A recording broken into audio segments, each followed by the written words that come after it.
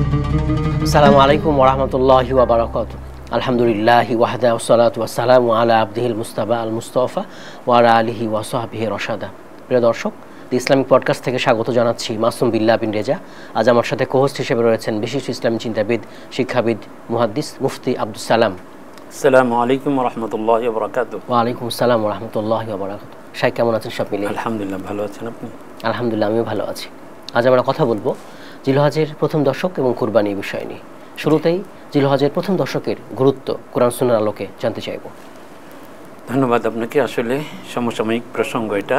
জি, কোরআন কারীমে আল্লাহ রাব্বুল আলামিন কোনো বিষয়ের যখন শপথ করে বলেন, তার মানে হচ্ছে ওই বিষয়টা অতিশয় গুরুত্বপূর্ণ, মহান মর্যাদার অধিকারী বিধায় আল্লাহ পাক রব্বুল আলামিন এই বিষয়গুলোকে শপথ করে, কসম করে বলেন। যেমনটা সূরাতুল ফাজরের মধ্যে বলেন, ওয়াল ফাজর ওয়া লায়ালিন আশর ওয়াশ শাফঈ ওয়াল ওয়াতর ওয়াল লাইলি ইযা ইয়াসর।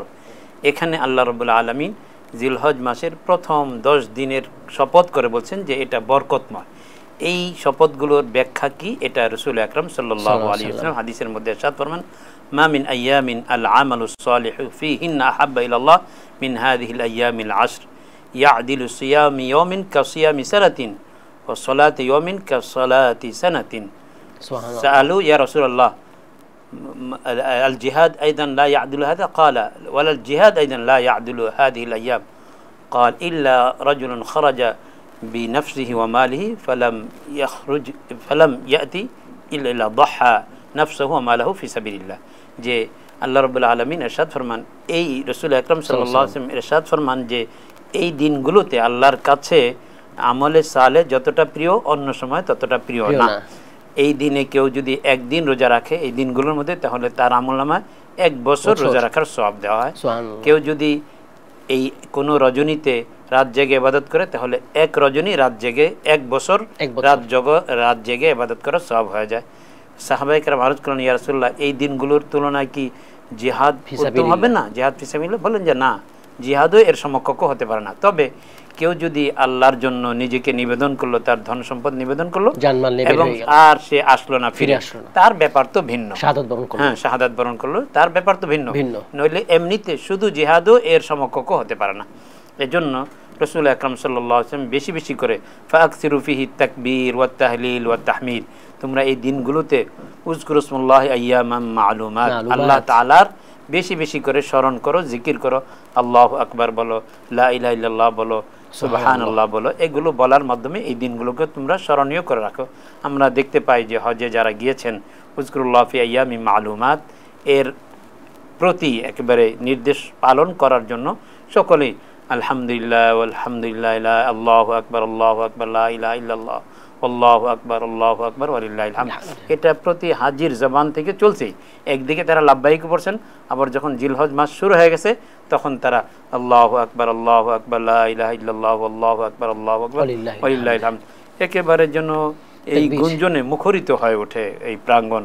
আপনি যখন আরাফার ময়দানে যাবেন সেই সময় তো আছেই, এবং যখন মিনায় আসবেন, যখন কঙ্কর মারা হচ্ছে, এই সময়গুলোতে হাজী সাহেবদের কঙ্কর মারার আগে পরে মুহূর্তে মুহূর্তে মুহুর্মুহু শুধু গুঞ্জনন একটারই, আল্লাহু আকবার লা ইলাহা ইল্লাল্লাহ আল্লাহু আকবার ওয়ালিল্লাহিল হামদ। এজন্য উলামায়ে কেরাম কথা বলেন যে এমন কি রমজানের শেষ দশকের যে দিবস আছে, সেই দিবসের তুলনায় আপনার এই জিলহজ মাসের প্রথম 10 দিনের ফজিলত আবার ওখানে আবার রাতের, যেহেতু লাইলাতুল কদর আছে, লাইলাতুল কদরের বিবেচনায় রাতগুলো, আর এখানে যেহেতু ইয়াউমে আরাফা আছে, এজন্য আরাফার বিবেচনা এই দিনগুলোর ফজিলত রমজানের দিনগুলোর শেষ দশকের দিনগুলোর চাইতেও বেশি। আর রাতগুলোর বিবেচনায় রমজানের শেষ দশকের রাত যেহেতু লাইলাতুল কদর আছে, সেগুলোর মর্যাদা বেশি। আমরা আরেকটা বিষয় এখানে স্পষ্ট করতে চাই, এই যে দশকের চাঁদ উঠে গেলে জিলহজের প্রথম তারিখের এই যে চুল নখ কাটা, এই ব্যাপারে ইসলাম কি বলছে? হ্যাঁ, ধন্যবাদ, আপনাকে সুন্দর প্রসঙ্গ তুলেছেন। আসলে আমি আল্লাহর ঘরে যেতে পারলাম না, তো মুসলিম হৃদয়ে স্বাভাবিকভাবে নামাজ রোজা করার পরে একটা সুপ্ত কামনা বাসনা তার দিলকে দোলা দিয়ে যায়, আল্লাহর ঘরে যদি একটু যেতে পারতাম। তো যারা গিয়েছেন অনেক মাহজুজ, বরকতময় এবং সৌভাগ্যবান বান্দা। তো তারা যখন এহরাম বাঁধেন, এহরাম বাঁধার পর থেকে চুল কাটা, নখ কাটা সব বন্ধ হয়ে যায়। তো আমিও তাদের সঙ্গ দিয়ে যে তারা যখন থেকে ইহরাম পালন করছেন, মূলত হজটা তো শুরুই হয় আপনার জিলহজ মাসের 7 বা 8 তারিখ থেকে। তো এই জিলহজ মাসের চাঁদ যখন উঠলো তখন থেকে আমি তাদের সাথে সামঞ্জস্যতা অবলম্বন করলাম। কেন? মান তাশাব্বাহা বিকওমিন ফাহুয়া মিনহুম, আল্লাহ যেন তাদের সামঞ্জস্যতা অবলম্বনের উসিলা আমাকেও কাল কিয়ামতে তাদের দলে রাখেন। কথিত মুফাসসিরিনে কেরাম বলেন যে হযরত মুসা আলাইহিস সালামের সাথে প্রতিদ্বন্দ্বিতা করতে এসে জাদুকররা মুসা আলাইহিস সালামকে পরাজিত করার নিয়তে আসলো, কিন্তু তাদের লিবাসগুলো ছিল মুসা আলাইহিস সালামের মতো। তা আল্লাহ দেখলেন যে আমার হাবিবের মতো, আমার রসুলের মতো পোশাক পরে এসেছে, এদেরকে এই ওসিলা করে আমি ঈমানের দৌলত দিয়ে দিই। আল্লাহ পাক রব্বুল আলামিন তখন তারা আসলো মুসাকে পরাজিত করতে, কিন্তু ক্বালু আমান্না বিরব্বিল আলামিন রব্বি মুসা ওয়া হারুন, আমরা রব্বুল আলামিনের প্রতি ঈমান আনলাম। ফেরাউন বলে, এটা কি?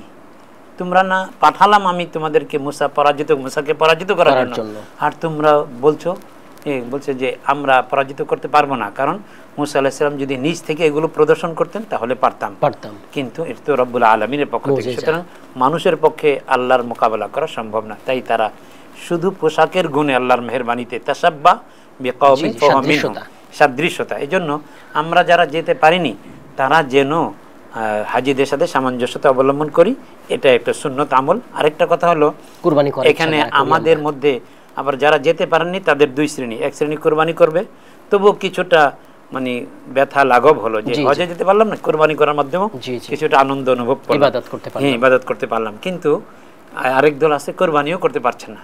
তো যারা কুরবানি করতে পারছেন না তারা যেন কুরবানি দাতাদের মতো সওয়াব আল্লাহ তাআলা দিয়ে দেন, এই জন্য তাদেরকে এই সামঞ্জস্যতা অবলম্বন করার জন্য বলা হয়েছে। যেহেতু কোরবানির পশুর গায়ে যত লোম থাকে কোরবানি দাতার আমল নামে সেই পরিমাণ সওয়াব দিয়ে দেওয়া হয়।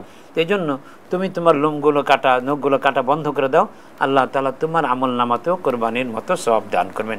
এটা দুই ক্ষেত্রেই, একদিকে হলো হাজিদের সামঞ্জস্যতা, আর একদিকে হলো কোরবানি করতে না দাতাদের সাথে সামঞ্জস্যতা। তাহলে এই উসিলা করে আমি যে কোরবানি করব তিনিও এই আমল করবেন, আমার সাদৃশ্যতা হবে হাজিদের সাথে, আর যিনি কোরবানি করছেন না তার সামঞ্জস্যতা হবে আমাদের যারা কোরবানি করছে তাদের সাথে।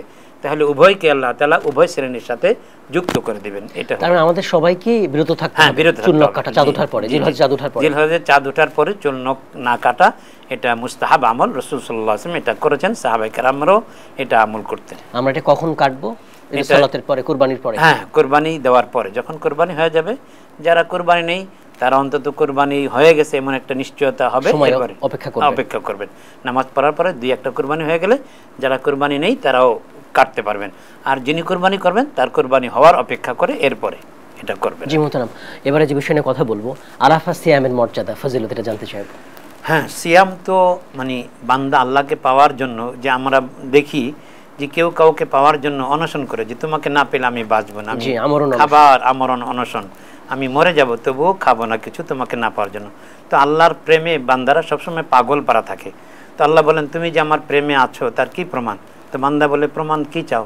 যে তুমি 1 মাস আমার জন্য না খেয়ে থাকবে, তা রাজি আছে।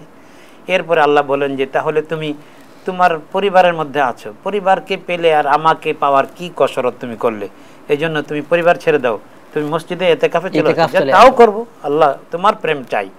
এরপরে বান্দাকে আল্লাহ বলেন যে তুমি তো তোমার দেশেই আছো, মসজিদ আসছো বটে, কিন্তু তোমার এলাকাতেই তুমি অবস্থান করছো, তোমার দেশ ছেড়ে তুমি আমার দেশে চলে আসো, হ্যাঁ তোমাকে পাওয়ার জন্য আমি সেটাই করব। সে ভিসা নেয়, এটা নেয়, সে আল্লাহর গৃহে আল্লাহর দেশে চলে যায়।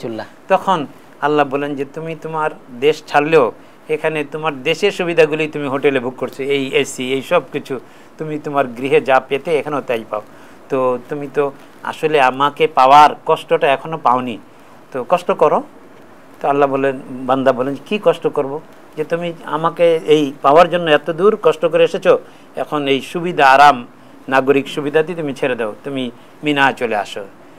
স্বাভাবিকভাবেই হোটেলে যে সুবিধা আমরা পাচ্ছিলাম সেটা মিনার ময়দানে নেই, আমার মিনার ময়দানে যে সুবিধা আছে এটা আরাফার ময়দানে নেই। এই জন্য বান্দা তার প্রেমের পরীক্ষায় বারবার ধাপে ধাপে উত্তীর্ণ হয়, যে ঠিক আছে রব, আমি তোমার জন্য হোটেলের সুবিধাও ছাড়বো। কোথায় যেতে হবে? মিনা যেতে হবে, সেখানে লাইন দিয়ে টয়লেটে যেতে হয়, লাইন দিয়ে গোসল করতে হয়, অনেক কষ্ট হয়। তো এটা আল্লাহর জন্য। তখন আল্লাহ পাক রব্বুল আলামিন বান্দাকে বলেন যে ঠিক আছে, তুমি সব কিছুই করেছো, কিন্তু জানটা তো আমাকে দেওনি। তখন বান্দা জান দেওয়ার জন্য প্রস্তুত হয়ে যায়, ইব্রাহিম আলাইহিস সালামের মতো নিজের ছেলেকে কুরবানি করার জন্য, মিনায় কুরবানির জন্য প্রস্তুত হয়েছে, তখন আল্লাহ বলেন রাখো, আমি তোমার এই সব কিছুই চাইনি, আমি চেয়েছিলাম তোমার হৃদয়। হ্যাঁ, ইন্না হাযা লাহুল বালাউল আযীম ওয়া ফাদাইনাহু বিযিবহিন আযীম। আল্লাহ পাক রব্বুল আলামিন বলেন যে এবার যাও বান্দা, মান হাজ্জা ফালাম ইয়ারফুস ওয়ালাম ইয়াফসুক রাজাআ কায়াউমিন ওয়ালাদাতু উম্মুহু। তুমি যখন আমার প্রেমের ধাপে ধাপে পরীক্ষা উত্তীর্ণ হলে, তোমার জন্য আমার কাছ থেকে পুরস্কার হলো তুমি জান্নাতি হবে। ব্যাস, এটা নিষ্পাপ হয়ে গেছে, জন্মদিনের মতো, একেবারে জন্মদিনের মর্যাদা। হ্যাঁ, একবারে নিষ্পাপ। জন্মদিন যেভাবে দুনিয়া এসেছিল, কায়াউমিন ওয়ালাদাতু উম্মুহু, মাতৃগর্ভ থেকে দুনিয়া যখন এসেছিল তখন যে নিষ্পাপ ছিল, তেমনি হজ করার পরে তিনি নিষ্পাপ হয়ে দেশে ফিরেন। আমরা যারা হজ করব না, বাইরে থাকবো, যে আরাফাত দিনের সিয়াম করব আমরা, তো এই একদিনের সিয়ামের আমাদের কি মর্যাদা, বা যে হজের প্রথম 9 দিনের সিয়ামের কি মর্যাদা? প্রথম 6 দিনের সিয়ামের তো আলাদা মর্যাদা আছেই, যে সেটা হলো প্রথম যে আমরা 8 দিন যে রোজা রাখবো, আসলে 10 দিন বলা হয়, এটা তাগলিব আরবি, মানে আসলে 9 দিন, কারণ 10ম তারিখ তো কুরবানি, ওই দিন তো আর সিয়াম পালন করা জায়েজ নেই, তো এই জন্য 10 দিন মানে হলো মূলত 9 দিন।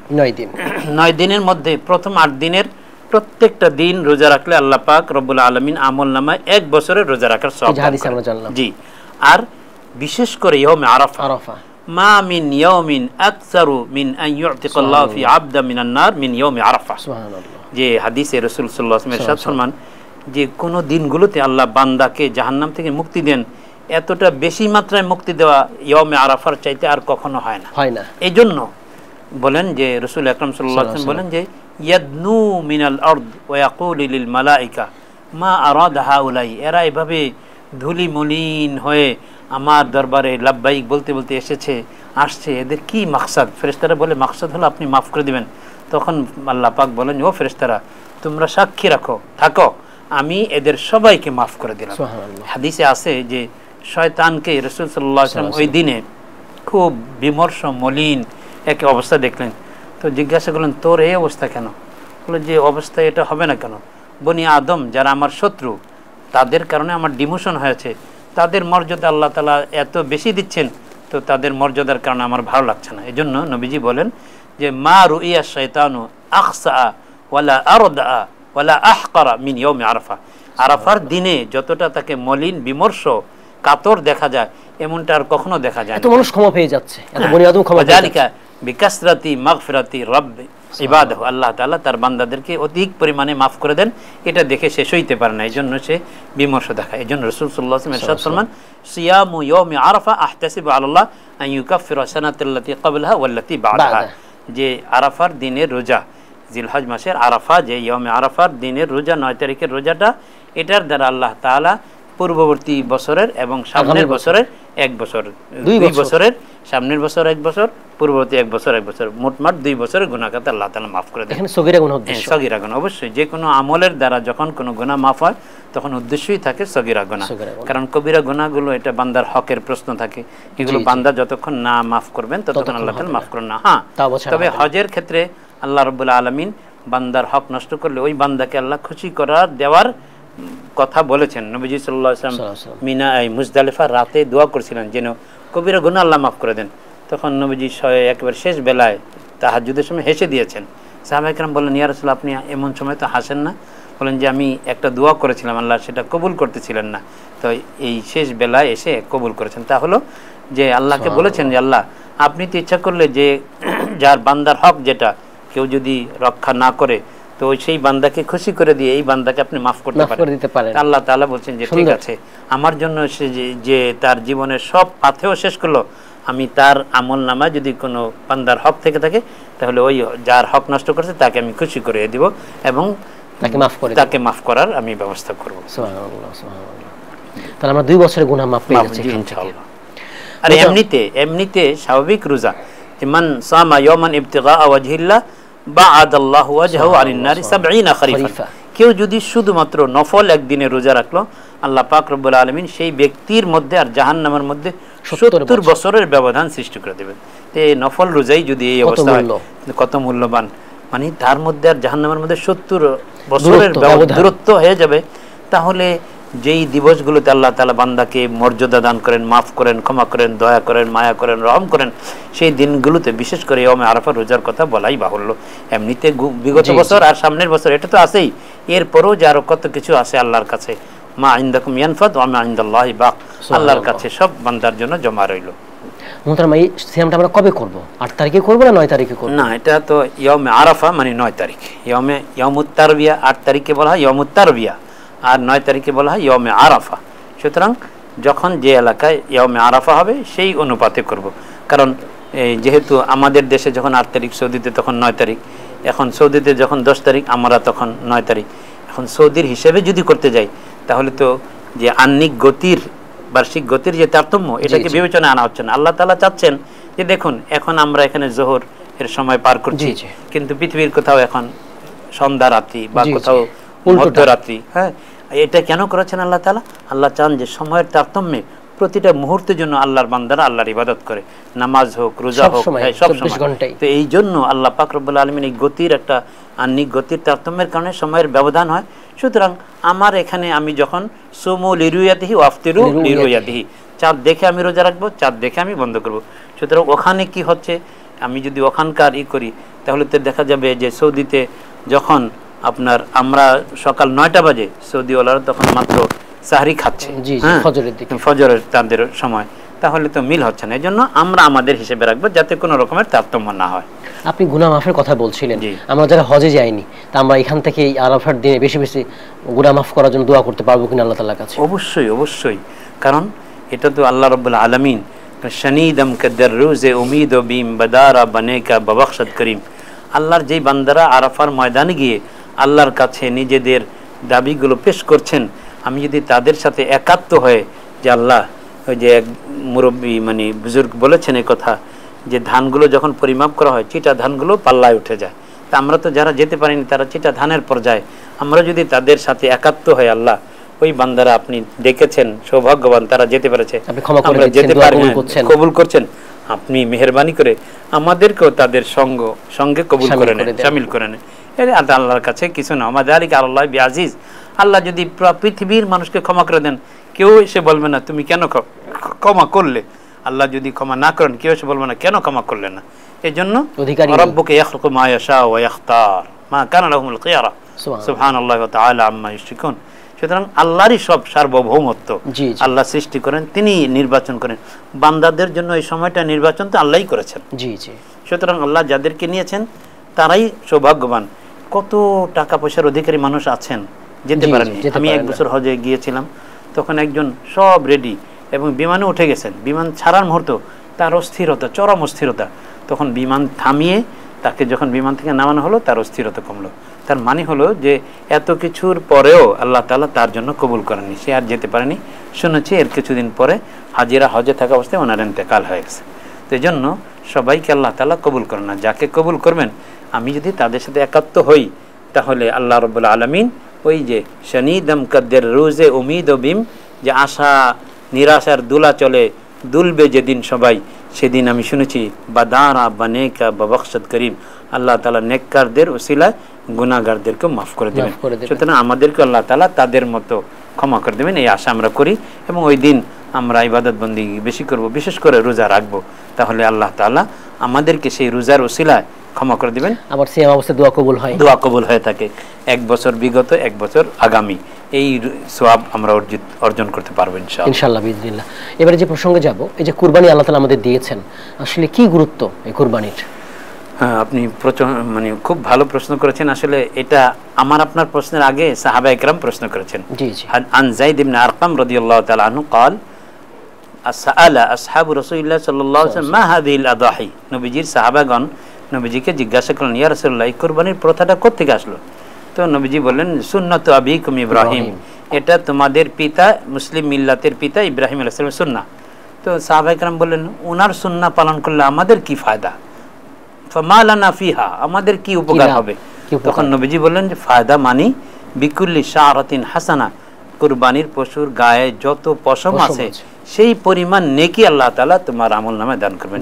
একটা গরু, একটা ছাগল, একটা ভেড়া, একটা দুম্বা, এগুলোর গায়ে শরীরে কত পশম আছে।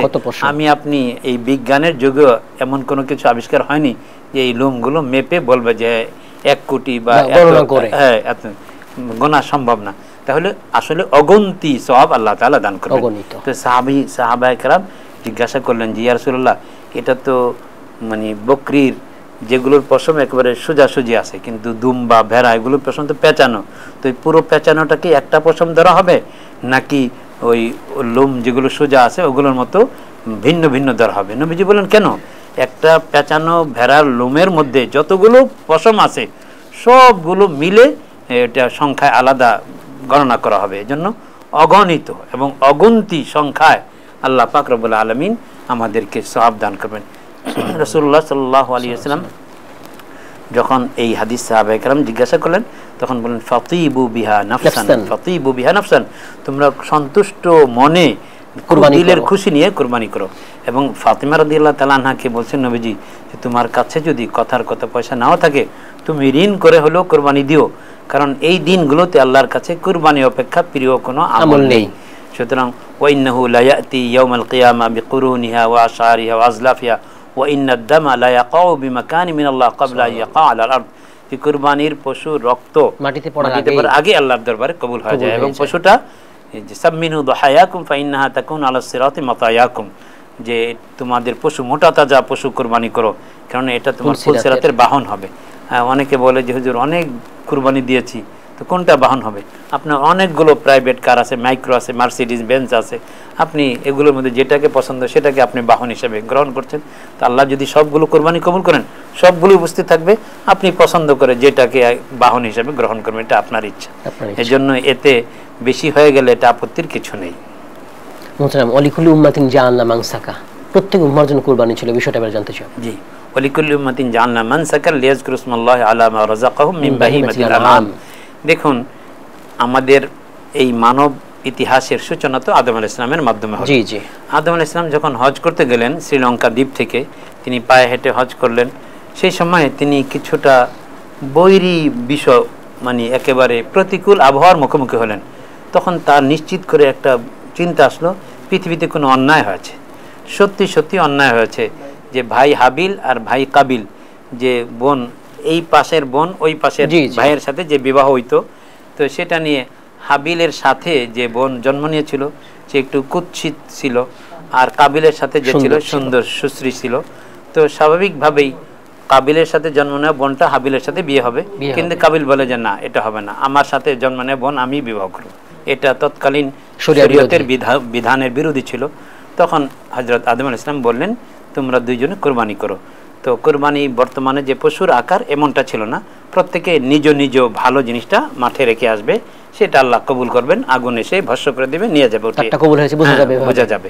তো হাবিল তিনি দুম্বার অধিকারী মালিক ছিলেন, সবচেয়ে ভালো দুম্বাটা মাঠে রেখে আসলেন। আর কাবিল ছিল শস্যের মালিক, সে চিটা ধানগুলো এই জমিনে রেখে আসলো। তখন তার চিটা ধান পরেই রইল, আর আগুন এসে দুম্বাকে নিয়ে গেল। তো যখন কিনা দেখা গেল যে হাবিলের কোরবানি কবুল হলো, তার মানে বাবা আদম আলাইহিস সালাম যা বলছেন সেটাই হলো। তখন বলল যে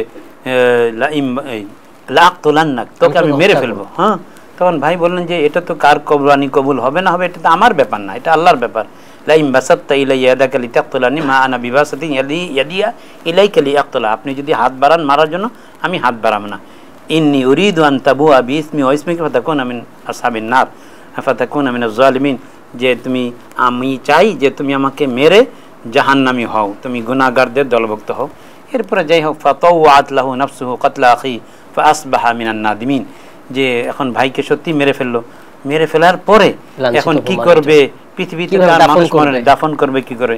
আল্লাহ পাক রব্বুল আলামিন মানুষের বিবেক শক্তি যখন লোপ পেয়ে যায়, তখন একটা ইতর প্রাণী ফাবাসাল্লাহু গুরাবান ইয়াবআসু ফিল আরদ লিয়ুরিয়াহু কাইফা ইওয়ারি সাওআতা আখি ফাআসবাহা মিনান নাদিমিন, যে একটা কাক আরেকটা মরা কাককে এভাবে মাটির মধ্যে করে দাফন করলো।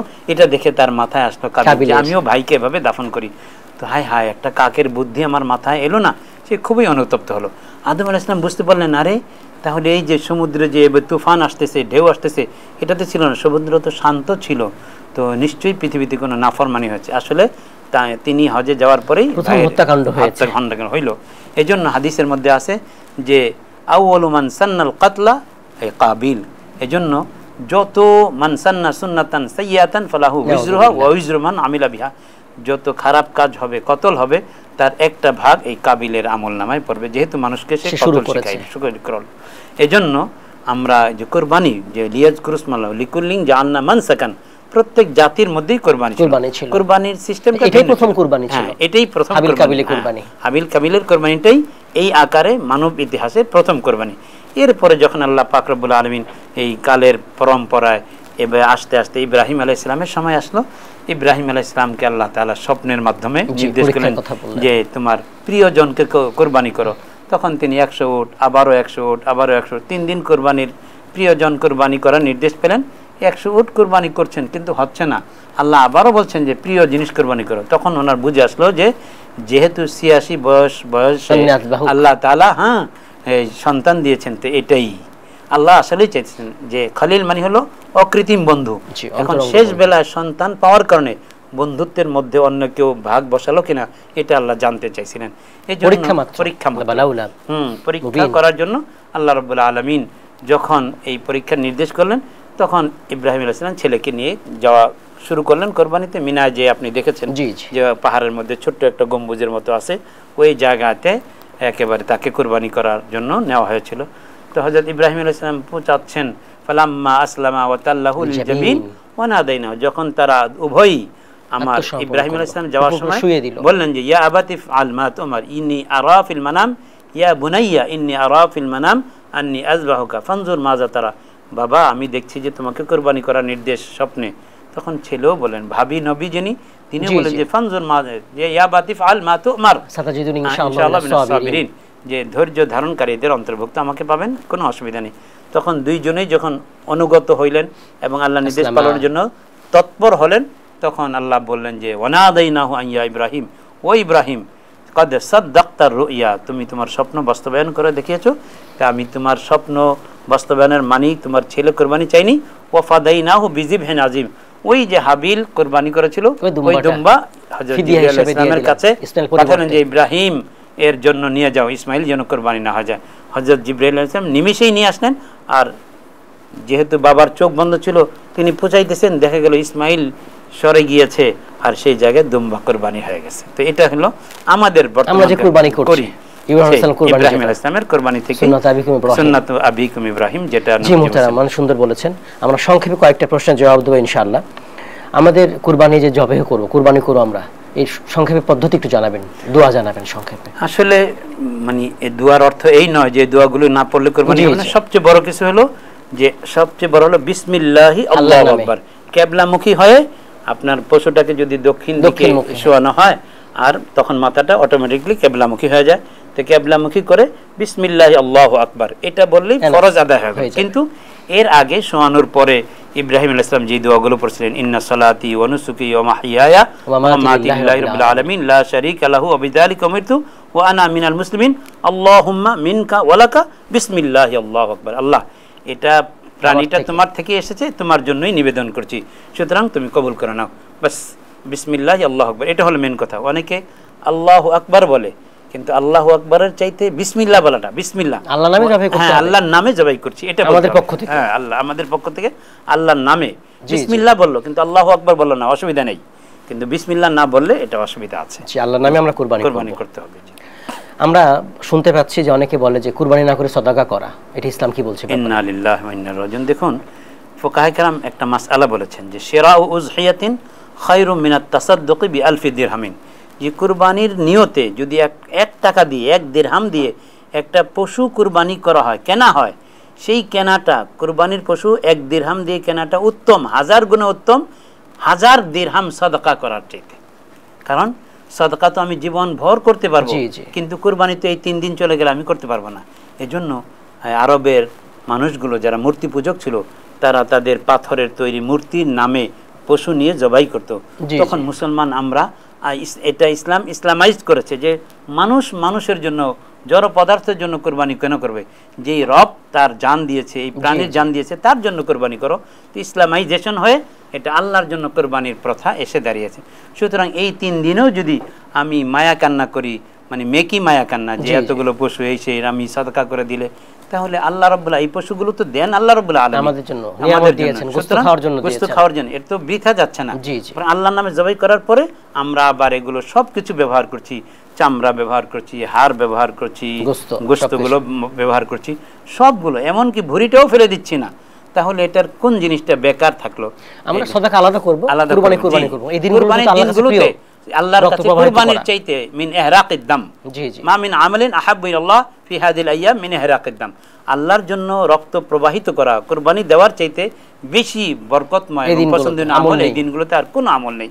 এজন্যই ফুকাহে কেরাম ওটা বলেন যে 1 টাকা দিয়ে পশু কিনা 1000 টাকা সাদাকা করার চাইতে হতো। হাসান, জাযাকুমুল্লাহ খাইর। সর্বশেষ প্রশ্ন আমাদের আজকের, অনেকে হারাম উপার্জনে কুরবানি করে থাকে, শরিকানাই কুরবানি করে থাকে, এটা কবুল হবে কিনা? দেখুন, এটা হাদিসে রাসূল সাল্লাল্লাহু আলাইহি ওয়াসাল্লাম বড় চমৎকার বলেছেন, ইন্নাল্লাহা তাইয়্যিবুন ওয়া লা ইয়াকবালু ইল্লা তাইয়্যিবান। আল্লাহ নিজে পবিত্র, পবিত্র সম্পদ ছাড়া আল্লাহ তাআলা কিছুই কবুল করেন না। এইজন্য আমাদের দেশে একটা ট্র্যাডিশন হলো যে সবাই শরীকি কুরবানি দেয়, বেশিরভাগ আমার মধ্যবিত্ত যারা আছে। তো এক্ষেত্রে খুব সতর্ক থাকতে হবে যে এই 10 জনে 7 জনে কুরবানি দিচ্ছে, তার মধ্যে একজনের টাকাটা যদি হারাম হয়ে যায় তাহলে সবার কুরবানি নষ্ট হয়ে গেল। এজন্য মানে কুরবানি ফুকাহায়ে কেরাম, উলামায়ে কেরাম কথা বলেন যে আপনার সঙ্গতি নাই একটা গরু দেওয়ার, আপনি খাসি দেন, আলাদা দেন। তাহলে আপনার নিয়তের মধ্যে একজনের নিয়ত যদি হয় গোশত খাওয়ার, তাহলে সবার কুরবানি শেষ হয়ে গেল। একজনের টাকা যদি হারাম হয় তাহলে সবার কুরবানি শেষ হয়ে গেল। এজন্য আল্লাহ রাব্বুল আলামিন তাইয়্যিবুন লা ইয়াকবালু ইল্লা তাইয়্যিবান, আল্লাহ পবিত্র এবং হালাল কামাই ছাড়া আল্লাহ তাআলা কোনো কামাইকে গ্রহণ করেন না। ইয়া আইয়ুহাল্লাযীনা আমানু কুলু মিনাত তাইয়্যিবাতি ওয়া আমালু সলিহা, হে ইমানদারগণ তোমরা ভালো হালাল খাও, এরপরে নেক আমল করো। এটা শুধু মুমিনদেরকে নির্দেশ করে না, আল্লাহ নবীকেও নির্দেশ করেছেন যে আপনিও হালাল খান, এরপরে আপনি আমলে সালেহ করেন। এজন্য হাদিসের মধ্যে আছে সবগুলো ইবাদত কবুলের শর্ত হলো হালাল, আকলুল হালাল, যে মা নাবাতা লাহতুম মিনাস সুহতি ইল্লা কানাতিন নার আওলা বিহি, যে হারাম শরীর টাকা দিয়ে তৈরি সেই শরীর এটা জাহান্নামের উপযুক্ত হবে। জি হাসান, জাযাকুমুল্লাহ খাইর, আপনি আমাদের মূল্যবান সময় দিয়েছেন, ধন্যবাদ আপনাকে। দর্শক, দি ইসলামিক পডকাস্ট অনুষ্ঠানে আজ আমরা কথা বলছিলাম জিলহজের প্রথম দর্শক এবং কুরবানি নিয়ে। মোহতারাম সুন্দর আলোচনা করেছেন। কুরবানি তো সেটাই, মা ইয়াতাকাররাবু ইলাল্লাহি তাআলা, যার মাধ্যমে আল্লাহ তাআলার নৈকট্য লাভ করা যায়। কুরবানির গুরুত্ব অনেক, মোহতারাম বলছিলেন, এটা আল্লাহ তাআলা পছন্দ করেছেন, এজন্য রেখে দিয়েছেন প্রথাটা। ও তারাকুনা আলাইহি ফিল আখিরিন, এর মধ্যে অনেক কল্যাণ রয়েছে। লাকুম ফিহা খাইর, আল্লাহ রাসূলুল্লাহ সাল্লাল্লাহু আলাইহি ওয়াসাল্লাম কুরবানি করতে বলেছেন, ফাসাল্লি লিরাব্বিকা ওয়ানহার, এটা শিয়ার আযীম, মহান নিদর্শন। কুরবানি এর মাধ্যমে আমরা আল্লাহ তাআলার যে আনুগত্য, শর্তহীন আনুগত্যের শিক্ষা পাচ্ছি, ত্যাগের শিক্ষা পাচ্ছি, বিসর্জনের শিক্ষা পাচ্ছি। কুরবানির উদ্দেশ্য হচ্ছে তাকওয়া, আল্লাহ ভীতি। আল্লাহ তাআলা জবেও চাননি, আল্লাহ তাআলা চেয়েছেন ইব্রাহিম আনুগত্য করছে কিনা, ইসমাইল আনুগত্য করছে কিনা। আর এর মাধ্যমে আমাদের গরিবদের গোশতের খাবারের ব্যবস্থা হয়ে যায়। আসুন আমরা যাদের সামর্থ্য আছে কুরবানি করব। আল্লাহ তাআলা আমাদের সবাইকে কুরবানি করার তৌফিক দান করুন, আমাদের কুরবানিগুলো কবুল করুন। আমিন। আসসালামু আলাইকুম ওয়া রাহমাতুল্লাহি ওয়া বারাকাতুহু।